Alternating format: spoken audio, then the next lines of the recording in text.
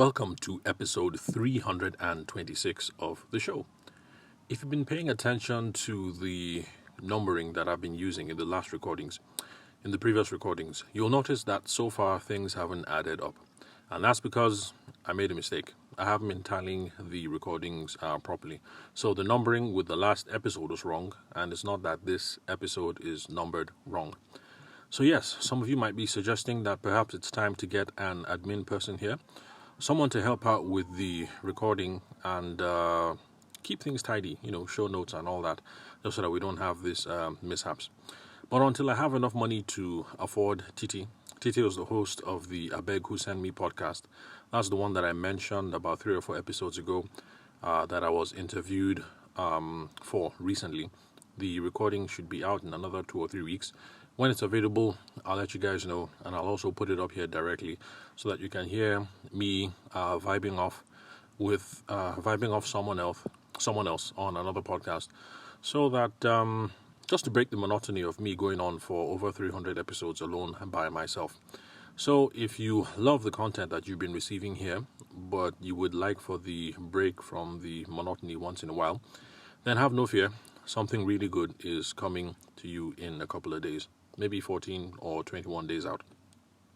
So, in the meantime, until I can afford Titi, the host of the I Beg Who Send Me podcast, to handle my editing and all the admin work, you're just going to have to get used to me calling out episode numbers, knowing that we are within the right ballpark, but we might be off by 1 or 2. So if you hear me in the future say, welcome to episode 400, just know that it might be 402, but then again, it could be number 398, but I think we're close enough. Plus or minus 2, I think is close enough. All right, so the past couple of days, we've been talking about things that make selling hard and things that make selling scary, and that's another thing that we're going to riff on today. Now, sometimes something in general, not just sales, is scary because we don't know what to expect. My wife and I were at her offices. Some people in the office, they got together and they did this, what do I call it? Some social thing anyway, and there was going to be paintballing, and it was a new experience for most people. And of course, my wife was scared shitless. Of course, because some of the pain involved, but also because it was relatively unknown to her. She didn't know what to expect. So how does this work? What are the rules? What can go right? What can go wrong? Figuring out what to anticipate. And the paintball experience is also something similar that we go through when we decide to set up our business. Okay, so we're new into this wedding photography thing or wedding planning thing. How do I put the word out? Who do I talk to? How do I talk to them? How do I run an Instagram ad? Should I be running Google ads? How do I price? How do we execute? What does the ideal delivery path look like? Do I need a contract or not? There are lots of things that are unknown, and that is what makes this very scary. And so just as the same with paintballing and the other aspects of business, so it is as well when it comes to sales and selling. It is scary because we do not know what to expect, we do not know what to do, and we do not know how to do it. Of course, if we're walking in blind, we're walking into something without a framework, then of course it's going to be more daunting than it needs to be. What's the solution? That is what I talk about a lot over here on the podcast. You need some sort of framework. And that is the reason why I spent a lot of time in previous episodes talking about the philosophical underpinnings, about sales. What is sales? How does it work? What's the understanding of the human person? What is our understanding of needs? How do we go into needs assessment? How do we initiate a conversation? What else? How do you ask for the commitment? How do you gain feedback? How do you gain repeat business and referrals?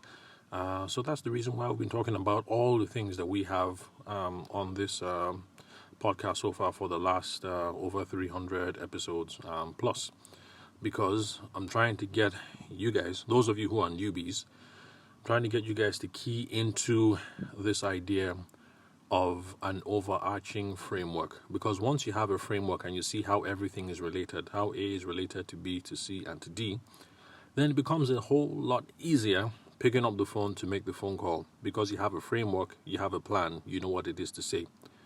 It becomes easier handling the client meeting or the presentation, because you have an idea of this is what they need, this is what our capabilities are, this is what our inventory is, and this is how I'm going to handle the presentation to match these needs with our capability. And it's also going to carry over even if you don't believe in sales and personal selling and you want to do the whole branding thing or maybe online marketing thing. It's the same. You're going to have a framework for what is a brand, how does a brand spur conversations, and how do we make sure that the brand messaging ties into our potential customers' needs is the same thing. Once you have a framework, it's going to be a whole lot easier. What framework should you be working with?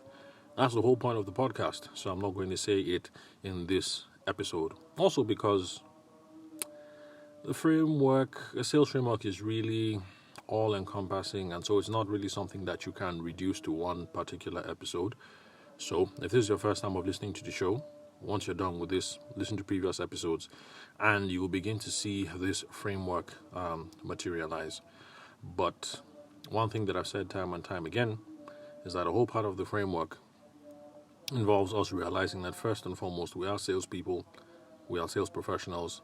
So everything that we do involves selling of some sort, either to our stakeholders or to our potential clients, to people in the market. And it also involves us taking a sense of personal initiative and personal responsibility for growing the bottom line. So those are two key things, because without that, the framework is not going to work. So I'll just leave it at that, and we can explore different elements of the framework in the future.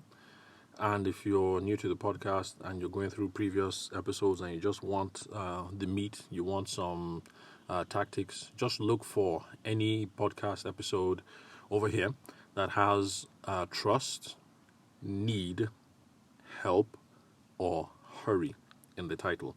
I'll repeat again: trust, need, help, or hurry in the title. It's not a framework that I advocate 100% per se, but it's a good idea about frameworks that are out there. This is something from Tom Hopkins, an American sales trainer from a real estate background. So it's an example about how there are different frameworks out there about how to establish trust, how to find a need, how to meet the need, how to show that you can help, and how to hurry up, or rather hurry on the relationship and then gain the commitment. So there are frameworks out there, and that might be a very good way to start researching into which other sales frameworks that are out there that align to what you believe about business, selling, the human person, and moving relationships forward. So don't worry, whether you agree with my ideas here or not, you're not going to be at a loss. There are lots of sales frameworks out there.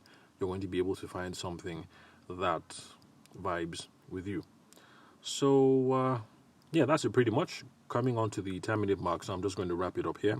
Remember that another reason why selling is scary and is hard is because we don't know what to expect. So half the problem is going to be solved if we have a framework that we're working with, because the framework lets us know what it is to expect. And if we internalize that framework, then we know all the moving pieces and how they work together. So we're not going to be scared if things don't work A, B, C, D, 1, 2, 3.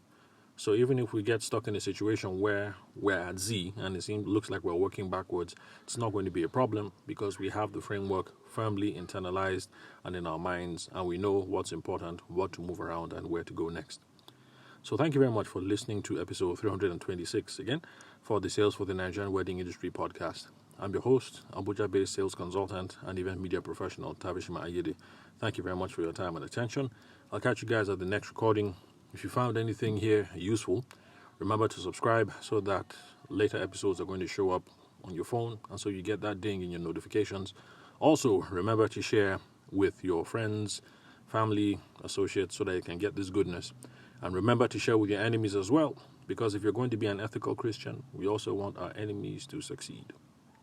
So, yeah, that's it. I'll catch you guys at the next recording.